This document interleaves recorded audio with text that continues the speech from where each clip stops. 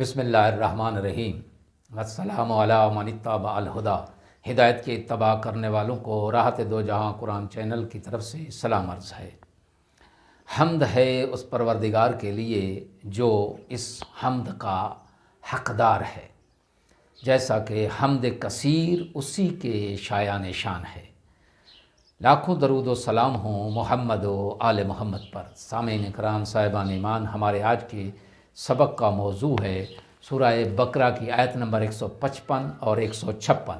تو آئیے پروردگار کے پاک نام سے اپنے سبق کا آغاز کرتے ہیں۔ بسم اللہ الرحمن الرحیم۔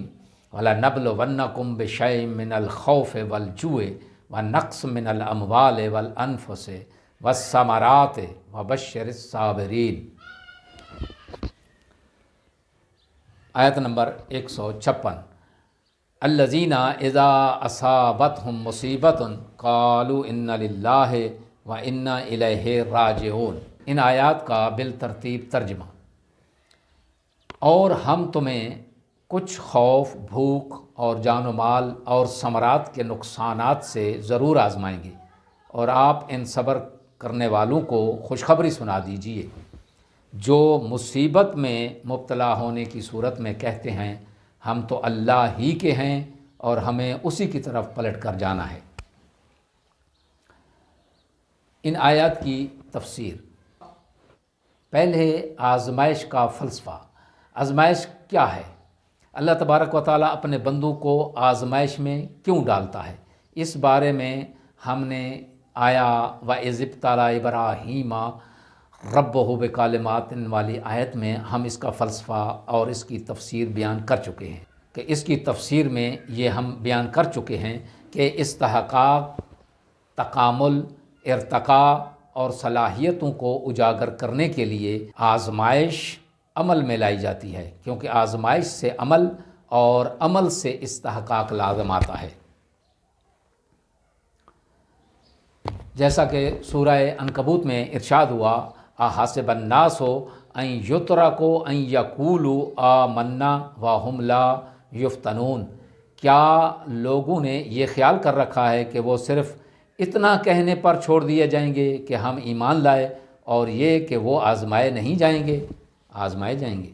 یعنی اللہ تبارک و تعالیٰ نے آیت میں جو باتیں ذکر فرمائی ہیں جن سے امتحان لیا جاتا ہے وہ 5 ہیں۔ میں سے پہلی جو ہے وہ ہے خوف۔ درپیش خطرے کے اندیشے کو خوف کہتے ہیں، اور خوف کے مقابلے میں امن ہے۔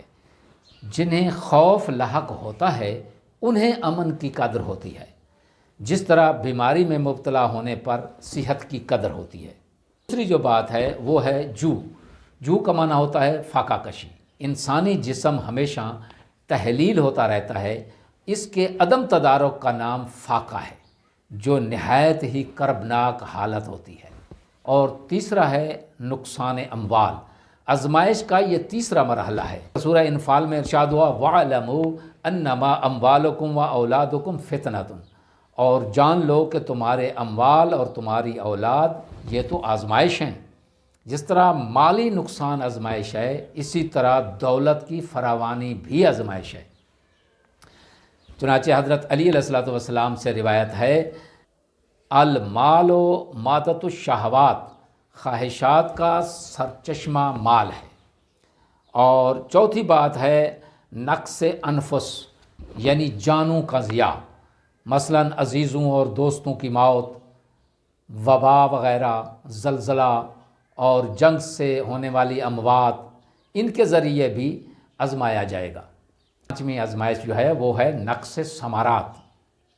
ثمرات کے نقصان سے مراد پھلوں کا نقصان بھی ہو سکتا ہے، جس سے قحط سالی وغیرہ۔ بعض مفسرین کے نزدیک ثمرات سے مراد ثمرات دل یعنی اولاد ہے۔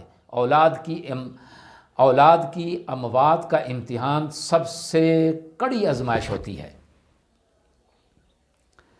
ان آیات میں مسلمانوں کو یہ بتانا مقصود ہے کہ دنیاوی زندگی کو عیش و عشرت سے عبارت نہ سمجھو، اور نہ خدا اور رسول پر ایمان لانے کا یہ مطلب لو کہ تم پر کوئی مصیبت نہیں آئے گی، بلکہ خدا تمہاری ارتقاء کے لیے ہی تمہیں آزمائش کے کٹھن مراحل سے گزارے گا۔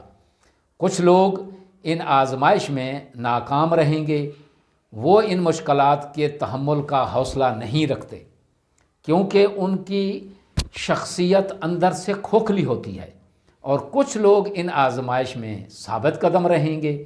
آزمائش خواہ کتنی کڑی ہو، ان کا صبر اس سے بھی زیادہ عظیم ہوگا۔ اللہ تبارک و تعالیٰ نے فرمایا ایسے صابرین کو بشارت دے دیجئے، وَبَشِّرِ الصَّابِرِينَ الَّذِينَ اِذَا أَصَابَتْهُم مُّصِیبَةٌ قَالُوا إِنَّ لِلَّهِ وَإِنَّا إِلَیْهِ راجعون۔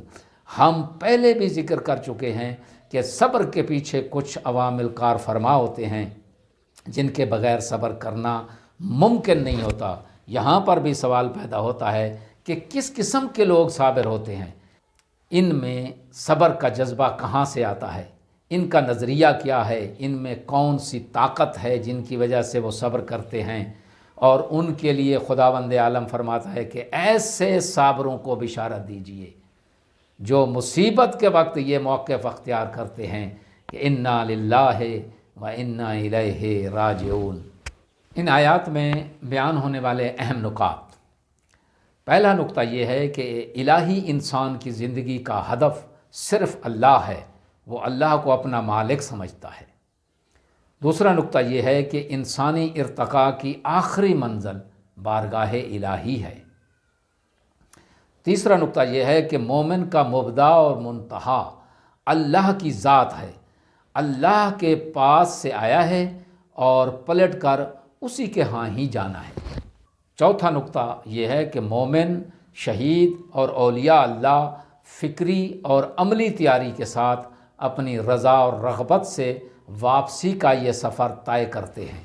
پانچواں نقطہ اس میں یہ ہے کہ مبدا و معاد پر مشتمل مومن کی جہاں بینی کی جامع ترین، مختصر ترین اور فصیح ترین تعبیر انا للہ و انا الیہ راجعون ہے۔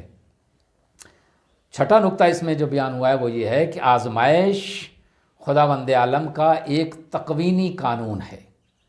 ساتواں نقطہ یہ ہے کہ آزمائش کا مقصد انسانی صلاحیتوں کا ارتقاء ہے۔ آٹھواں نقطہ اس میں جو بیان کیا گیا ہے وہ یہ ہے کہ خوف، معاشی مشکلات، مالی نقصانات، جانوں کا ضیاع اور اولاد کی مصیبت، یہ سب آزمائش کی مختلف صورتیں ہیں۔ نواں نقطہ اس میں یہ ہے کہ ان آزمائشوں میں وہی شخص کامیاب ہو کر ارتقائی مراحل طے کرے گا جو انا للہ و انا الیہ راجعون کے مستحکم قلعے میں بیٹھ کر ثابت قدمی سے ان کا مقابلہ کرے گا۔ دعا ہے کہ خداوند عالم ہمیں اپنے دین مبین پہ ثابت قدم رکھے۔ آخر میں سامعین سے گزارش ہے کہ کلام پاک کے اس سبق کو اپنے اہل و عیال اور حلقہ احباب میں پھیلائیں۔